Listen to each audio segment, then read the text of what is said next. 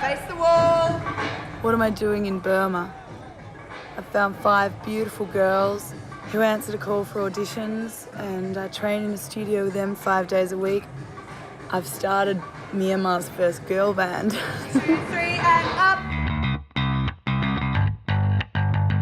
Our next film, Miss Nikki and the Tiger Girls, is set against the backdrop of a repressive military regime.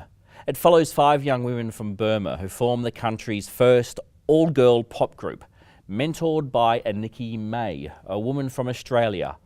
Nikki lives in Burma with her boyfriend, and her comfortable expat lifestyle is shown in stark contrast to the poverty the girls live in.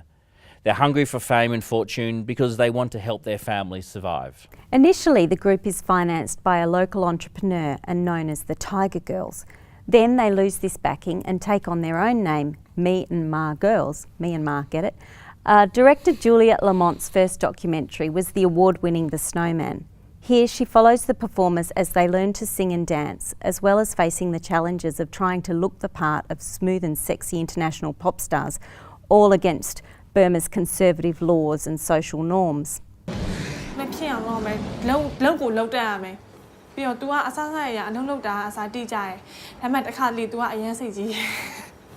This is a story that's all about female empowerment, the nature of freedom, and questions concerning exploitation. The events documented are set against political milestones, such as the release of Aung San Suu Kyi in 2010. It's interesting to hear the young women express complicated feelings about democracy and voice their concerns about the potentially negative effects of westernisation. Miss Nikki and the Tiger Girls had to be filmed with great discretion, and because the subjects could not always express themselves freely to camera, they instead each wrote and performed songs that tell their stories. So this is a documentary with musical numbers.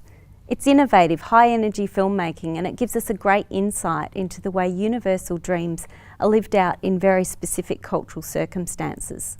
I think the one thing that's always on your mind while watching this film is how much they get access to this country and these girls, because the film does constantly remind us there are a lot of restrictions on what you can and can't film and show on screen, and yet it feels like we have complete open access to the lives of these young women and the process they're going through to perform. It's sort of quite surprising how intimate the film gets. I read that the director Juliette Lamont had to travel there on a visa that said a tourist visa, saying that she was going there for meditation retreats, and they had to smuggle the footage out in their undies, you know, the hard drives, because it really was kind of going undercover to make this film. Yeah, you don't get much of Burma represented in cinema at all, so it's kind of a rare treat to get that. And then this sort of, I don't know, this kind of strange story as well of this Miss Nikki character. Who, yeah, I would have liked to have seen more of her, actually. I would love to know more about what Miss Nikki's deal is,